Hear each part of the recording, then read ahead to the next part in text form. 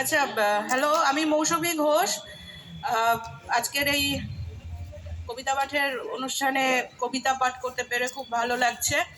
আমি 3 মিনিট সময় কাজে লাগিয়ে দুটো কবিতা পাঠ করার ইচ্ছে আছে আমার। প্রথম কবিতা হলো নতুন লেখা মানচিত্র। পাখির সাথে কাঁধে কাঁধ মিলিয়ে উঠতে পারলে একটা কাজের কাজ হতো। পাহাড়টাকেও ভরে ফেলা যেত হাতের মুঠোয়। কেমন জব্দ! একটা পা দিয়ে তাচ্ছিল্যে করতে পারতাম পদানত। আমার তুলি বেশ বাধ্য, কথা শোনে, স্বপ্ন নামিয়ে আনে ছোট্ট পরিসরে। জেগে জেগে এঁকে ফেলি, লাদের সাথে গাঢ় রঙের মিশেল দিয়ে ফুটিয়ে তুলি জীবন ভুলে চলা তুলির টান। একদিন সোজা হয়ে যায়, এগোতে চায় না কিছুতেই।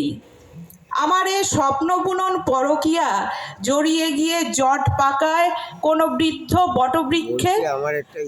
মনের ভিতর একটা চোর কুঠুরি থাকে, আর থাকে একটা কাঠ কয়লার টুকরো হিজিবিজি আঁকে মেঝেময়। অন্ধকার নদীর ধারে বসে, নদীটা মাঠ হলে ছুটে যেতে পারতাম আধার আলিঙ্গন। বারবার ভেসে উঠছে ঝলসানো বারবিকিউটা। চাঁচা ছোলা আর্তনাদের নলি ফাঁক করে বেরিয়ে যাচ্ছে সাইরেন, দুদ্দার দৌড়, টালবাহানা। ধন্যবাদ। আমার পরের কবিতার নাম আল বৃত্তান্ত। আমার আকাশ জুড়ে পুরোটাই ক্যানভাস। কবিতা খেলতো লুকোচুরি শীষের আগায়।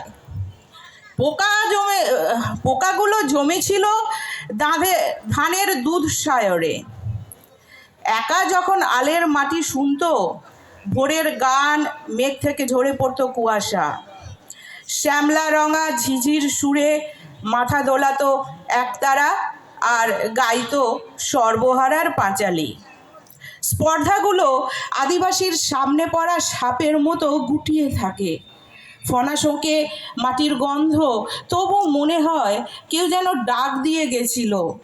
যখন একটা ব্যাঙ দু চোয়ালের মাঝে হাত পা ছড়ে, তাল নৃত্যের মতো মনোরম ভঙ্গিমায় নক্ষত্ররা কেঁদেছিল খুব এক সময়।